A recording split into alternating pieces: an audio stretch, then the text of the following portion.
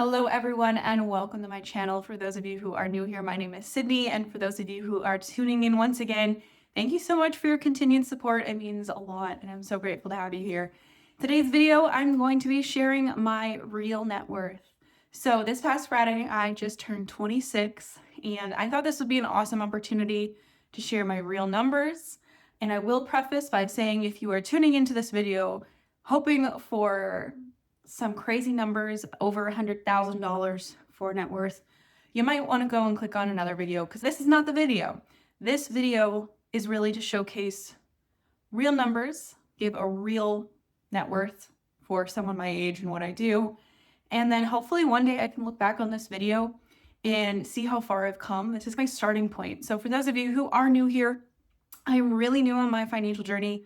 Probably in the last 4 months, 5 months, I've really hunkered down and have been spending all of the time learning as much as I can about finances, listening to all of the videos, or all of the podcasts, watching all of the videos, reading all the books.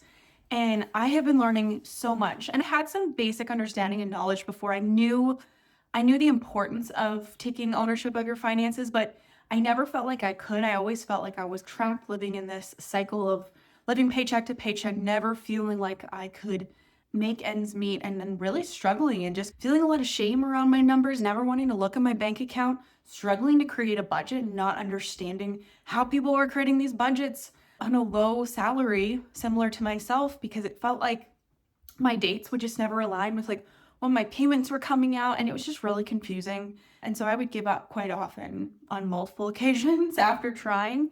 And honestly, truly, in this last 5 months, or I would say probably around October, November, since I've started taking it seriously, I have found a system that works. And again, the more I'm learning, the more I'm understanding. And I think I made it out to be like a lot of us do this really scary thing, taking ownership of our finances, and then it's super complicated when it comes to investing. And that's just not the case. And if anything, the more I'm learning, the more I'm tuning into my finances and like actually paying attention and tracking my expenses and doing the budgeting, it has been the most empowering thing ever. And I have never felt so aligned with where I'm going in life. Now that might change, I hope it doesn't, but as long as I stay on this track, I'm very excited. So I wanted to create this video, and I'm gonna preface again, I'm not a financial expert. I'm on this journey. I created this YouTube channel because I wanted a space where I could share everything I'm learning so that future Sydney doesn't have to, but that other people who are in similar positions like myself can follow along and we can all be in this journey together. I know how much these net worth videos, budgeting videos that I watched on YouTube have helped me immensely. And so I really want to showcase someone in my position because I definitely felt like there weren't a ton of videos on YouTube that were showcasing people in a lower salary bracket who don't necessarily have the side hustles and creating income off of YouTube or creating creators income like a lot of these other people who are sharing do.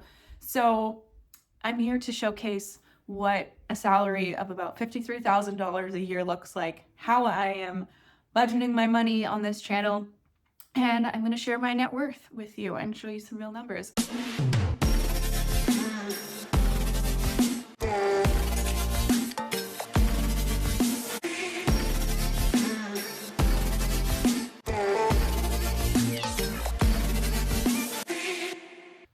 I think it's also pretty important to give a background as to what I do and how much money I make so you have the full picture and understanding. I am currently a fish technician / general laborer. I work away at camp, so I'm working and living on site when I'm there, and I work 8 days on, 6 days off. So when I am at work for those 8 days every other week, so 16 days a month, my groceries are covered and my fuel costs are covered because technically I'm not even driving when I'm there, so there's really no fuel to be covered anyways. So in that sense, I'm really grateful. I really only have to worry about my living expenses for the 12 plus days, give or take, that I'm home every single month. So that has been a huge saver, and I'm very grateful for that. But it's definitely not your traditional 9 to 5, Monday to Friday deal. However, I'm still making as much as I would have if I was working a Monday to Friday, 9 to 5. It's just that I work longer days, 10-hour days for each of those 8 days. And then I come home and I have 6 whole days to myself. So it is definitely very nice, but I wanted to preface that and give a bit more of a background and understanding for you guys so you can see the entire picture. And in terms of my paycheck, every 2 weeks I bring home net pay around $1,600. So about $3,200 to $3,400 a month roughly. For those of you who are unfamiliar with what a net worth is, a net worth is a fundamental measure of financial health calculated as the total value of your assets. So what you own minus your liabilities, which is what you owe, and it represents your overall wealth at a specific point in time, providing a very clear picture of your financial standing. Now, a lot of people will take this number and they can determine what the retirement age might be based off how much they want and need to retire. So this can be a very helpful number to understand, and it can really give you a guideline and really help you determine where you are with your finances now, and that can help be a great predictor as to where you're going to be in the future as well.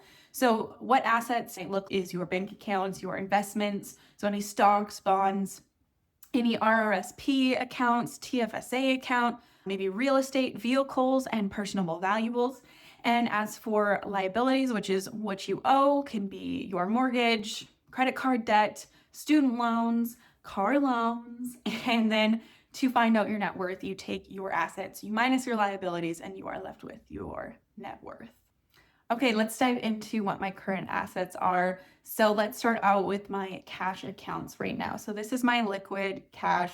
So things that are not being invested, including any sinking funds that I have. And primarily, these accounts are going to fluctuate quite a bit because, again, for my sinking funds, I plan on using this money at some point. So these are going to change quite a lot. And I know a lot of people don't necessarily include these ones into their net worth.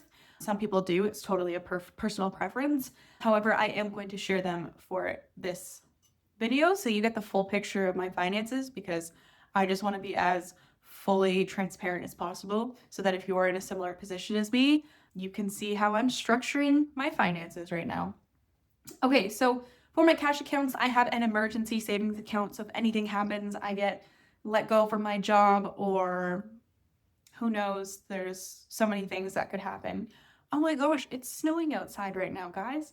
I don't like that at all. Okay, that was a scroll moment.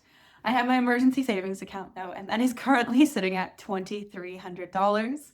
From that, I have a high yield savings account. This is just money that's sitting there. I don't have a plan for it right now, but I do think it's important to have some cash that is liquid and accessible for if something does come up, and that is at $2,038.35. Moving on, I have a travel fund. This is my traveling sinking fund. It is currently sitting at $2,350.68. And I have a trip in a few weeks, so I already know that this is going to completely decline and go down to most likely zero by the end of my trip. But that's the beauty of sinking funds. I planned for this in advance.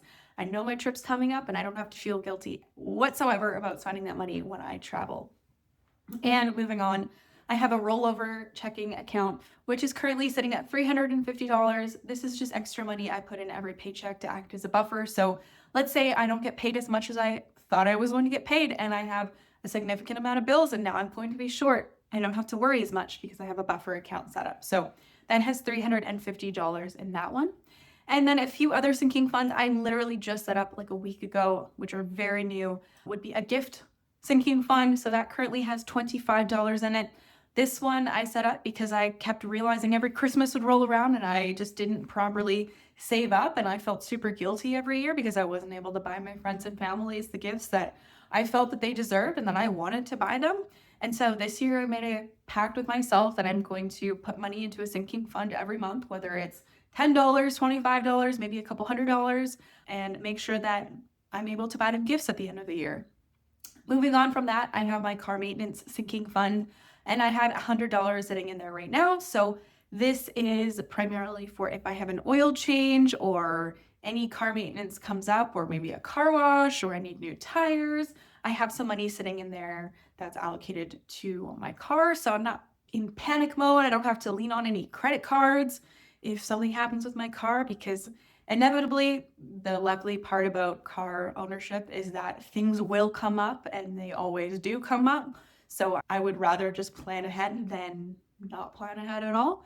And from there, I have a fund sinking fund account. So this, I have not utilized it yet. Again, we just started it. I have $25 in there right now.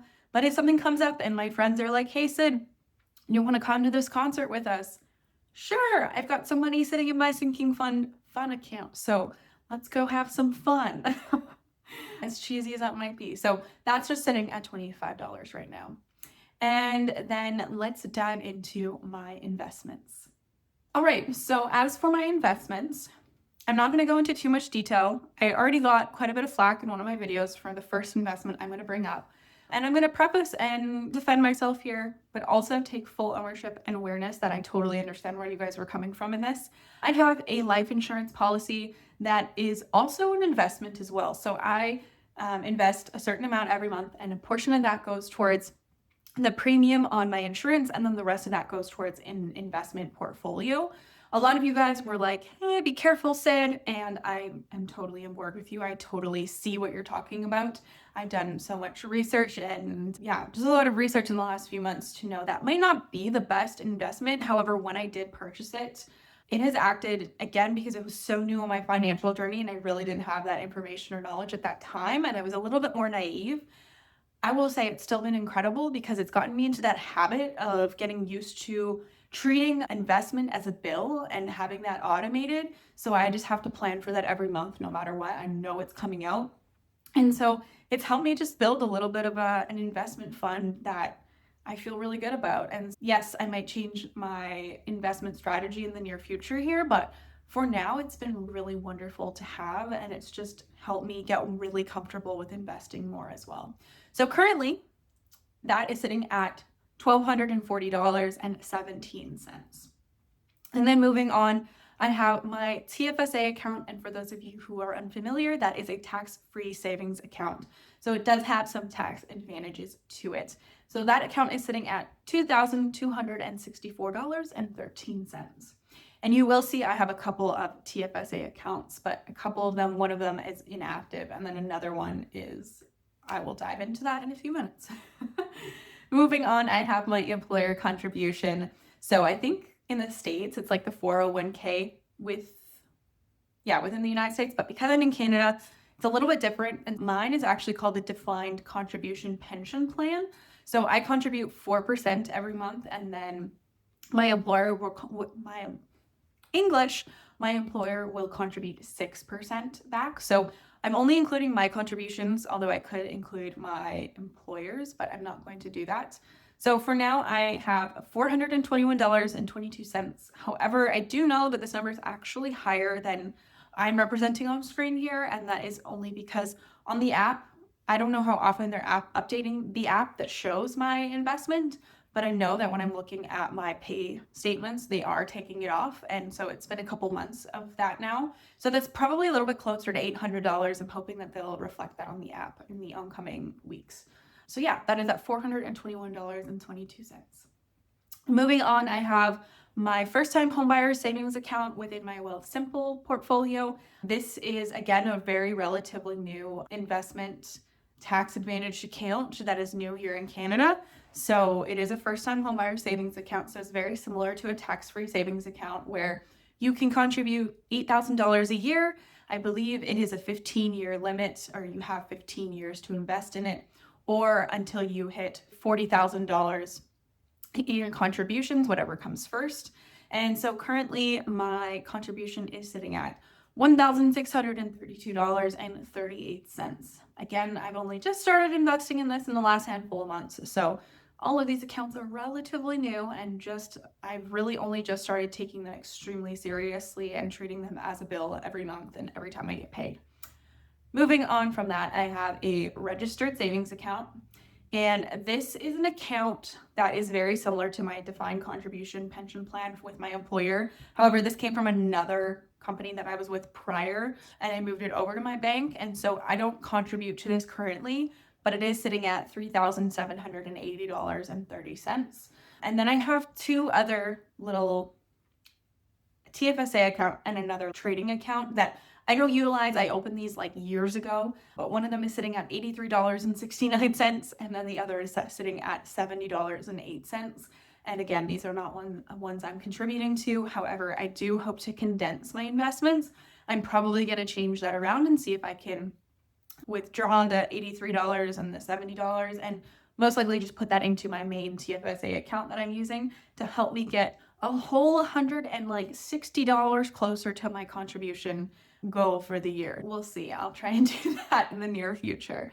Moving on, I have my other TFSA account, which is in Wealth Simple. So I do have one that's more managed and then one that I do that is self-managed, just because I wanted to play around as I'm getting more comfortable with investing and picking my own index funds and stocks and whatnot. I'm a primarily long-term growth-minded investor too. So most of the things I'm investing in are low-cost index funds, so like S&P 500, NASDAQ, and a few other ones as well. So that is currently sitting at $792.33. So those are my current investments and my current cash accounts. And I do have one more cash asset or it's not a cash asset, but one more asset that is definitely debatable. I've watched enough of these videos to know that people either love it or they hate it, and there's a lot more people who are like, you can't include that in your net worth video. And I'm going to do something for the people today, and I'm going to include it, but I'm also going to show and reflect my net worth without it at the very end, so you can get a real life net worth without this, because to be honest, I'm including it to make myself feel a little bit better about myself. So that is my car. So currently, based on my research, if I was to sell it today, it would be worth about $15,000. And so that is why I'm including it as an asset today to reflect that. However, that being said, I don't plan on selling it today. I plan on keeping it for the long haul till the thing breaks down. Realistically, it's more of a liability than an asset, if I'm being completely honest. So I will reflect the numbers with and without that at the very end, so you can get a full transparent picture of what my actual net worth really is. And then moving on for the most exciting part, which is my total liabilities. So I'm very fortunate. I don't have as much debt as I know a lot of other people do. I did have some credit card debt, and I'm so very fortunate that a few months ago I actually had a bit of an inheritance come in. So I was able to pay off the bulk of my credit card debt, which I'm very privileged. I totally understand. I'm very grateful for that. However, that being said, I still have some debt. I have a line of credit currently, which is at $3,585. Let me back that up. English wasn't my first language, clearly. $3,585.23. I do hope to have this paid off by the end of the year. So hopefully that money I'm allocating towards that, I can up my next liability up, which I'll talk about right now, which is my car loan that I financed a couple of years ago, and is probably, it's a love-hate relationship because I love my car, but at the same time, I was very naive when I went into the dealership and I financed a car. I didn't understand the numbers. And so if I was to go back and do this over again, I would not finance a car. I would most likely suffer without a car for a while and save up cash to go and buy a used car, because truly it just hurts my wallet every month. I don't like it. And I'm paying a lot of unnecessary interest to finance this car than I would have if I just saved cash and purchased it outright. I wouldn't have the excess amount of interest. So that being said, let me just get straight to the point. My car loan is sitting at about $15,549.18. I pay $243 bi-weekly, so $486 a month. And a large portion of that goes towards interest. If I didn't finance my car, and I know so many of us get into the same predicament because we see so many other people financing a car, so we justify it to ourselves and we say they're financing a car, so it's fine if I do. But realistically, I would have saved myself $12,000, give or take, if I didn't finance my car, because that's how much with the term I got, I think I ended up spending with interest over top. So my goal, once I get that line of credit paid off, is to pay down my car as quickly as possible. Any extra money I get, I put that right towards the car.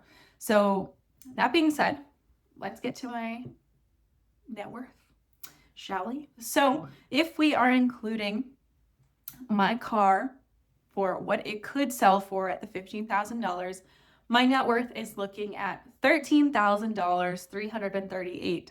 No, back up. English, once again, $13,338.92. However, if I got rid of that car, I would actually only have a net worth of about $1,661.08.